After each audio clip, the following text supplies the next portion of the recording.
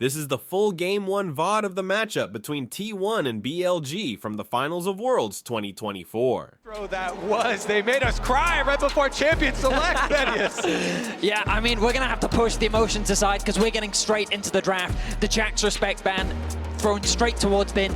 Kaiser taken away from L.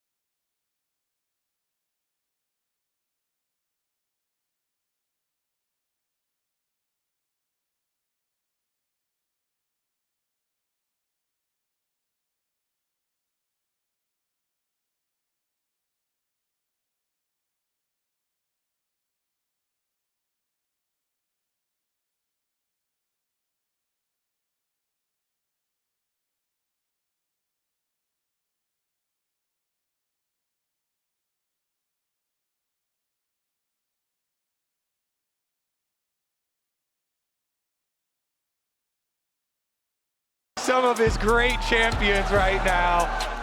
And they go back to the Silas. Silas has been incredible at this tournament. I know a lot of people want his Lux for the skin as well. Also true, also true. But not quite at this tournament. I mean, they're really leaving us at the edge of our seats here. Holding until the last moment. It's going to be the Braum for Carrier. Now, T1 fans are going to be skeptical. When we saw Braum brought out in the Gen G series, it didn't really work out for T1. I think that, again, they are very heavily invested on the team fight side. BLG have drafted, towards the kind of pick.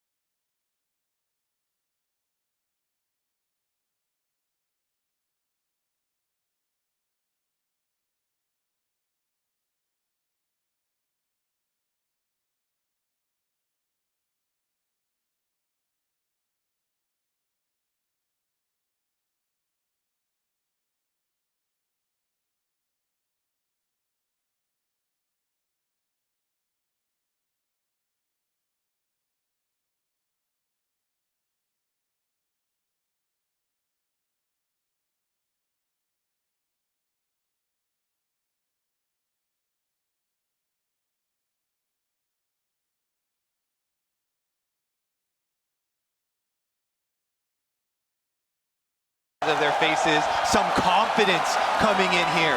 That is the one big question in Worlds Finals. Pressure at the highest that it can possibly be in the entire year, and they are ready to meet that challenge. This is what we all asked for. the crown heavy on the heads of T1, not just with their own expectations, but also the expectations of the LCK, of their families. BLG trying to reignite the LPL after they've had 3 years without a Worlds title.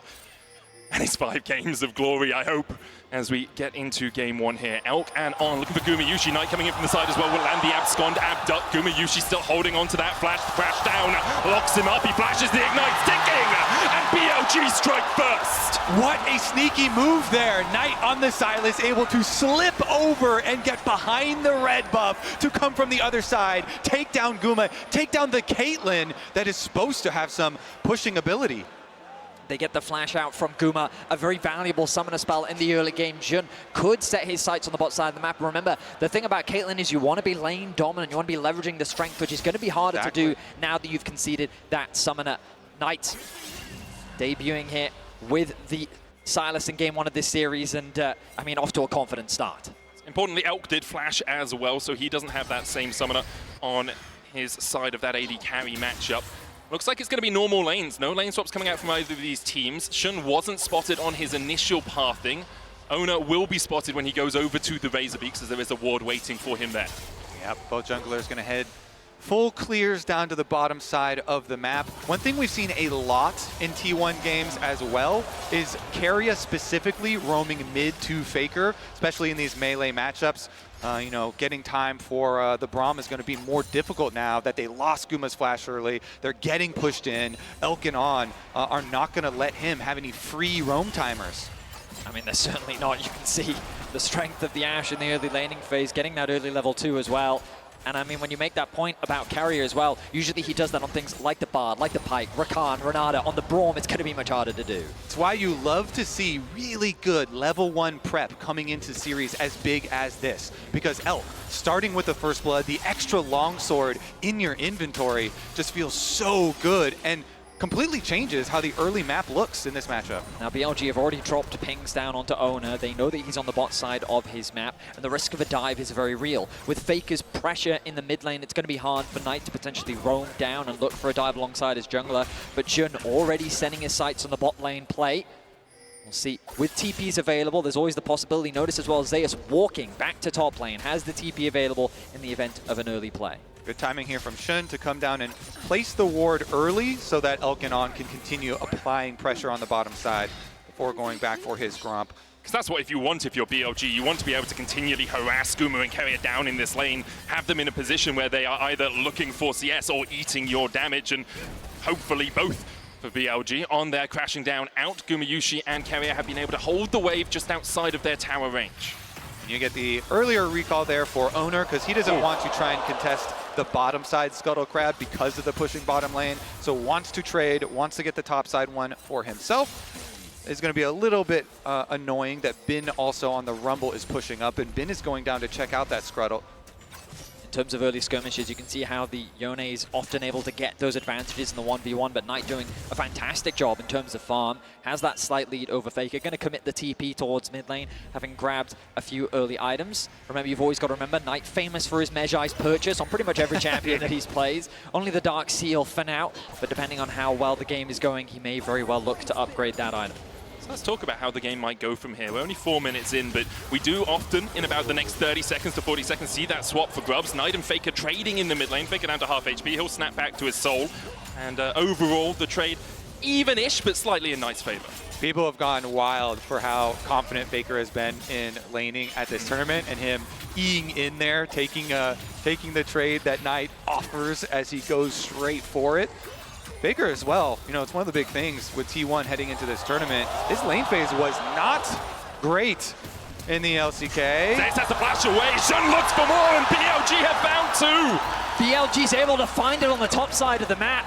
Zeus caught unawares the wave in an awkward spot. Owner not there to provide support. In the bot side as well, Elk and On able to get the cleanse out from Gumayushi all across the map. BLG is putting pressure down. Shun has been so good on the Skarner. Skarner being such a premier pick at this tournament. And again, in this series, having an early impact now, gets the kill himself. And what an arc it is for him as a player. Remember, BLG started with Wei at this tournament. So, Bin, look at all the work he does. Oh. But the hop off Bin's head right into the waiting arms of Shun. Nicely played by them. been really setting him up. Harpoons in, gets the slow, gets all the damage done, and they collect. And it's a very awkward situation for Zeus to be in just because of the state of the wave. Now Owner is covering to help him get that push out.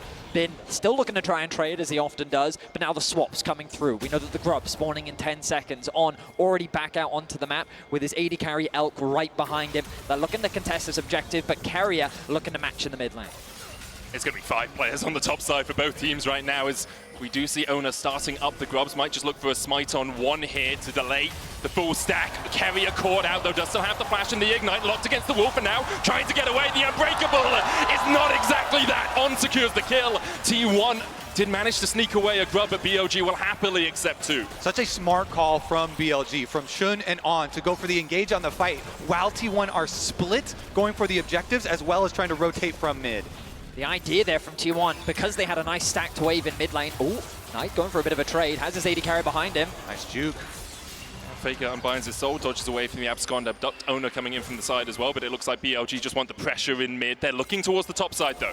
Yeah, BLG constantly looking for these fights. Let's see, Carrier's on the roam, you can see him on the mini-map. Zeus has no flash. If they can manage to get this Ishtal's impact, can't quite land it. Zeus hops on a minion and manages to escape. I mean, BLG continue their pressure on the map, securing 2 Grubs, finding an additional kill, now converting that pressure into plates on the top side, denying Zeus as much as possible. You look at the bottom of your screen and it's just all red in favor of BLG. Guma has been given a little bit of free time to push out that bot side wave. He's going to try and get himself a plate as Faker trades with Elk in the mid lane. Elk about halfway towards that level 6, a little bit more risky to go in like that if you are Faker when he does get his ultimate available. Yeah, Elk getting so much damage done here in the mid lane, keeping him there. Of course, they've rotated Knight down to the bottom lane, down to that side lane. And he will find so much success in, be able to push it back out after Guma had shoved. And this is going to be so nice for the setups here for BLG. Again, their team fight will be so synergistic once they're able to bring this together. You have to think that they're going to rotate over towards this dragon. If they can control that objectives, and you get to draw your enemy to you. Got to remember that BLG have a bit of a reputation for falling short in Game 1. And here in Game 1, it feels like that you'd expect them to have the pressure with the reigning world champions T1 on the other side of the stage, with the audience in favor of T1, but they've come out and they are playing just like they often do. Playing well in the early game, playing off the advantage they have with their laners, and they're converting it into the first dragon of the game. Straight from even champion selects, and you see the smiles on their faces, the confidence there. They're looking aggressive in their level 1. They find reward in their level 1, and they continue to force so many plays here.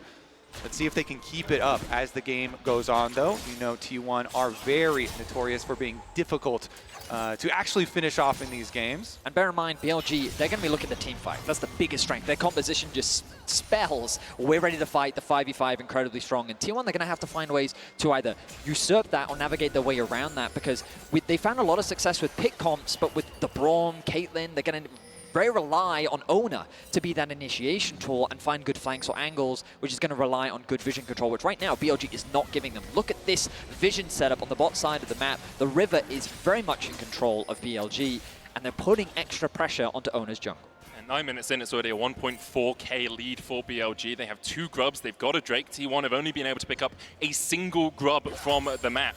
And BLG very much in the driver's seat coming into this series. A lot of us looked at how T1 play the early game, who tends to be in the advantage, and T1 tend to be a little bit more aggressive in the early game, getting out to those leads. BLG here upsetting the apple cart, so to speak.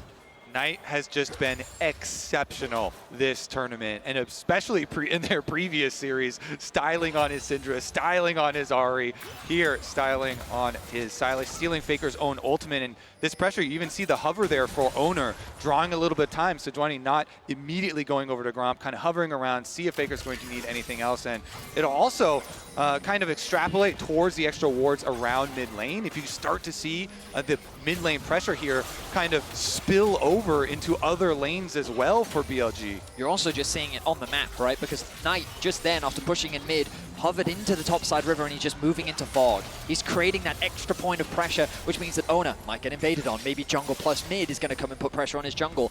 Bin backing in a brush. Where has actually Bin gone? Just those subtle bits of pressure on the map that force T1 to hesitate before they make a decision. That control ward at the entrance on the top side to try and spot out some of these plays.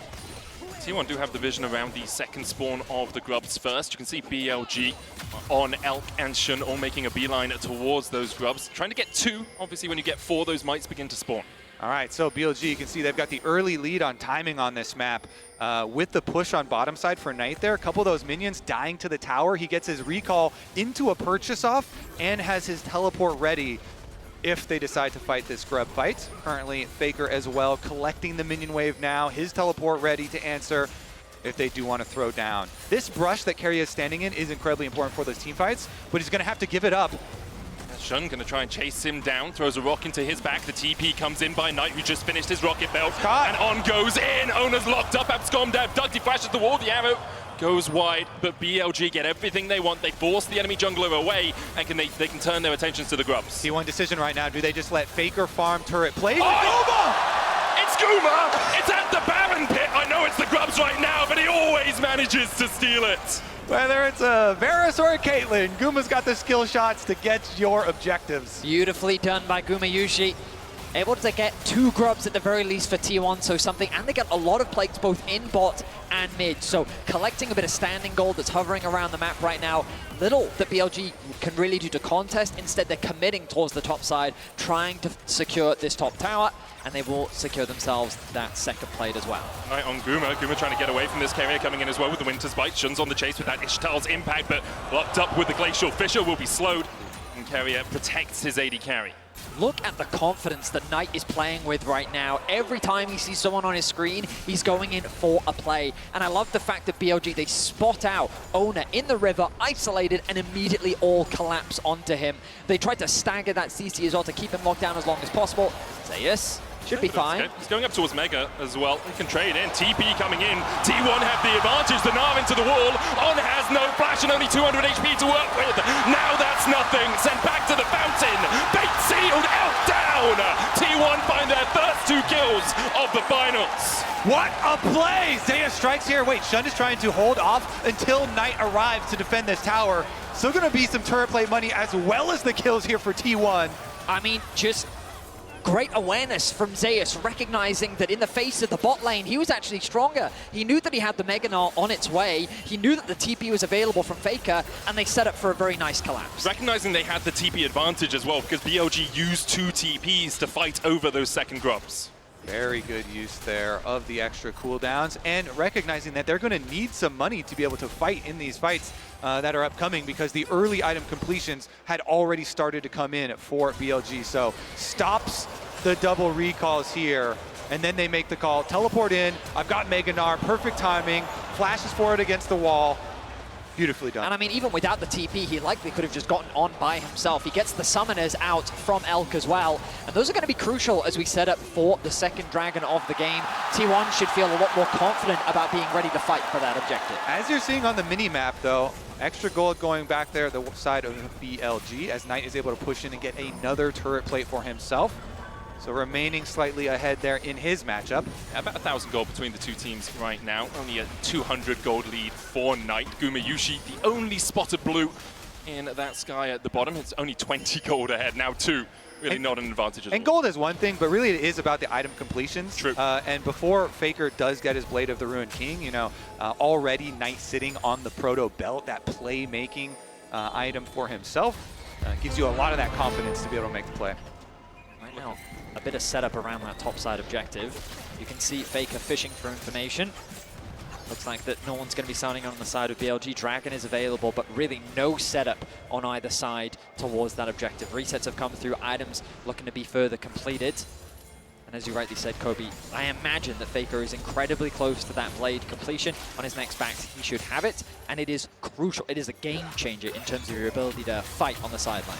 Another thing that is oftentimes hard for, as we start up the Rift Railed here, seems like they should be able to get it though. Another thing that's kind of hard for fans to track usually is information that the teams have, because it's not necessarily shown on the scoreboard, but it is critical to the success of these types of teams that they have set up here. And so without the extra vision, looks like it is just going to be the trade. Dragon for Herald, no problem. But I will say, Knight staying on this outer turret and getting the outer turret gold himself. Again, more money funneled into this Sylas. The Sylas that does scale so well. Yeah, notice that, again, it kind of, while T1 did find that TP play, now they're behind in terms of TP. The arrow connects mid. Zeus able to walk away for now. Shadowing Strike will get the stun. The Magnus Storm coming in as well as BLG look to collapse. Already they've locked up T1 in the middle of the meat grinder, and one has gone down. Zeus falls. Faker getting chased out as well, and Bin's flashing forward. Faker will manage to dash across towards the red pit, but Gumayushi does not have that same luxury. BLG find 3, all of them sitting on Elk. A triple kill for the AD carry of BLG. A nice arrow to set up the whole play. T1 saw an angle to secure that mid tower and immediately get punished. And BLG are so quick with it. Elk's arrow snipes him right out of the air after the 2 kills with the Herald. Immediately turn it into gold. Liquid gold here for BLG. They shoot ahead on the map. So many 3 structures towers out of it as well. Yes, so much gold goes into their pockets. 4.5k the lead now for BLG. And it's a situation where the cross map, right? You see Knight on the top side of the map, but the arrow comes through just as Zeus is jumping past. Nice sidestep from On. He connects the stun, and then a beautiful multi-man ulti comes through from On with the follow-up as T1's forced to retreat. And now the Impale's going to land on Keria as well, and he has no place to get out of this, nowhere to go apart from back to the fountain in a body bag. BLG now 7-2 up. Insane opener here in game number 1 from BLG. The undisputed best team in the LPL coming out firing on all cylinders. They are not giving T1 a moment to regroup at all. Faker now even under attack. He's slowed in the pit. The TP is coming behind here as they look to try and turn this play around. Bin trying to get the damage down onto Faker. He'll hit him with the harpoons. Faker dodges away with the Q3 and manages to live through the Leandries. T1 finds some semblance of hope in the bottom side, but BLG are not stopping their advance on top. Owner locked up with a glacial prison, and he's sent packing. BLG are ripping this map to shreds. It is often a play that Faker, teams have tried to collapse on him on a side lane, and it's resulted in their demise. They're doomed the overchase of that star mid laner, but BLG don't care. They're keeping pressure on the top side. T1 members collapsed on the bot, but it cost them greatly as they lose 2 towers top. And we're only 18 minutes into the game, and BLG have already opened the doorway into the T1 base. They do lose a tier 2 in the bottom side, but BLG are in the driver's seat and they are not letting go of that steering wheel. T1 need to find some way back into this because now their inhibitors open in the top side. They do have these Hex Gates to work with. 2 minutes on the next Drake. Baron up in a minute 50. We've seen T1 sneak them in the past to get back into games. And we said it in the draft, when we saw this BLG composition, it really is a comfort pick and play style for BLG. You look at the champions, and while you wouldn't typically in the past associate Bin with his Rumble, it has become a staple part of his champion pool. And here in the 1v1, he realizes, I think I can get this solo kill onto Faker. He has no way of getting out of this situation, so they're forced to TP to collapse. Gumayushi comes down, Zeus comes down, but on the other side of the map is BLG. Exactly, you could see the counter-attack from BLG on the mini-map. They immediately beeline straight for that tower. Oh, we didn't see the that! cross-map arrow actually hit! That's insane! Elk the sniper again! We weren't looking at the arrow! That was our job! Oh my god, beautiful arrow, and then the collapse comes through from BLG. That is just beautiful. Even though Bin went down, they saw the last bit of vision of Faker, of the recall spot. He used the hawk shot to spot it out. Oh. The hawk shot comes in, then the arrow. That is sublime from Elk. He's 5-1 now.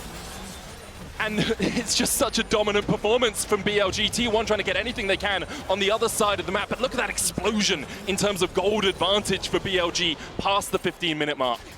And I mean, it all stems from that level 1 play. The fact that they got that flash out on the bot side of the map. Elk and On had consistent pressure on the bot side.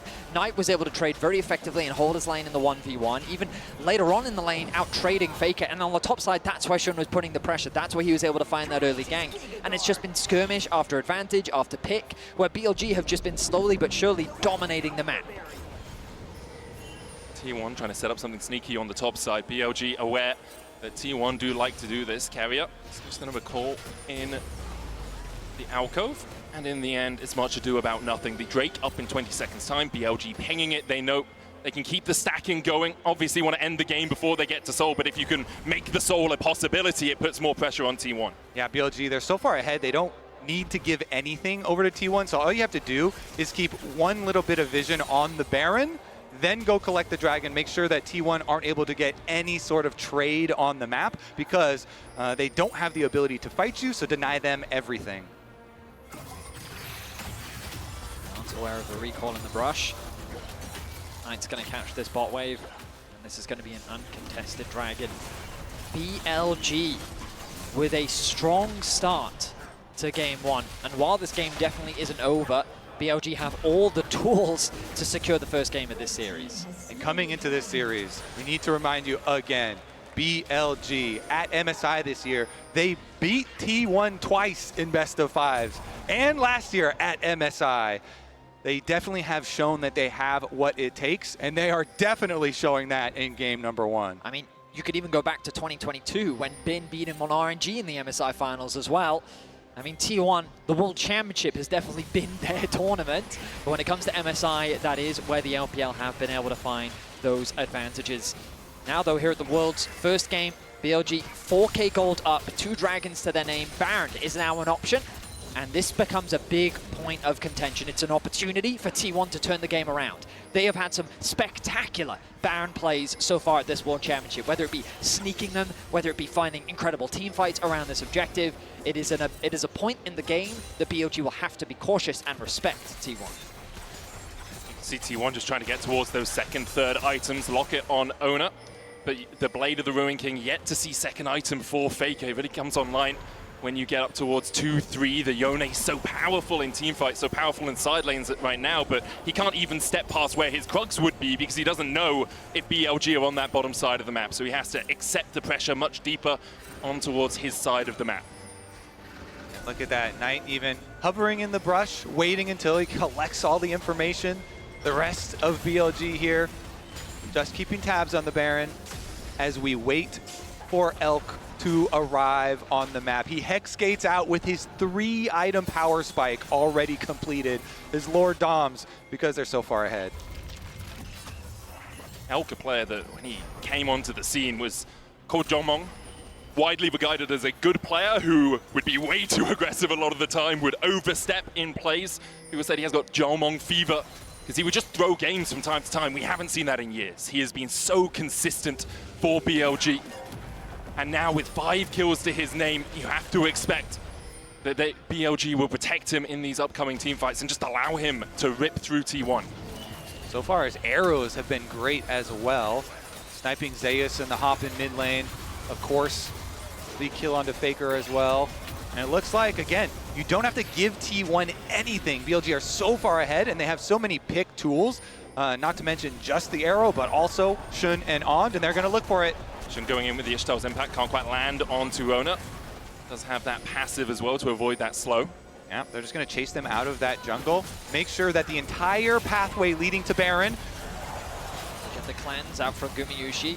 You'll notice as well, Elk quite happy to solo push on this mid wave at times just because he knows the only real threat is if Ona and Zeus are collectively diving on top of him, because if the Sejuani ult comes out, he has the cleanse. And that's really the only initiation tool unless Faker is able to find that angle. That's Ward offering a lot of value for T1. They'll see that it's going to be started off. The pings are coming through, but can they really get access into the pit? Well, they're definitely going to try. Betty Carey is the one to face check that mid lane bush. Shun still tanking up the Baron. It's at 9,000. Knight with the flank position. Glacial Prison hits! And Guma is down! BLG use the Baron as a bait and immediately kill off the enemy AD carry. Knight with an extraordinary Sejuani ultimate connecting to the AD carry.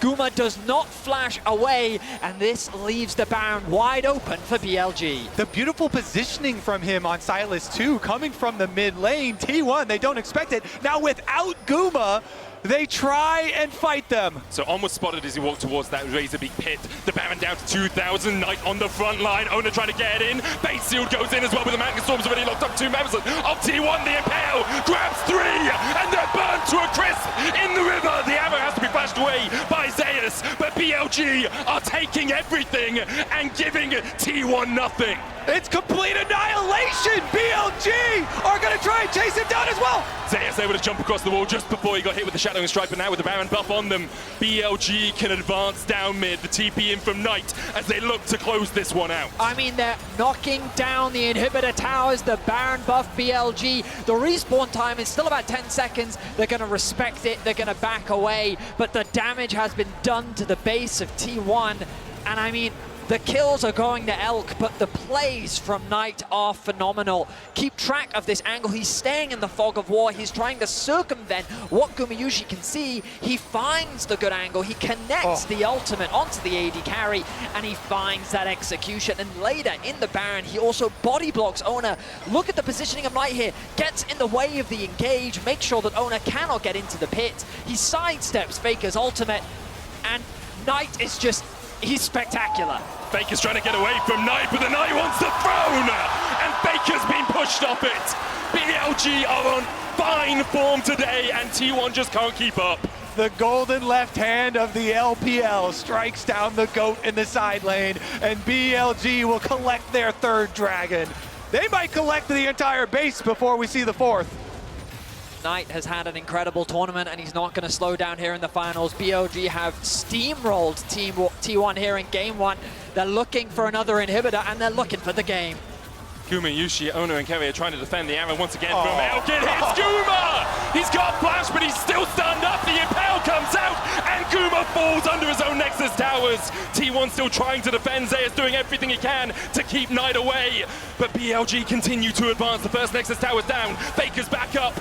Trying to find something out of this game, trying to find some defense against BLG, but the oncoming masses are just too damn strong. And now into the wall. Faker's fate is sealed as he dives the backline and dies for it.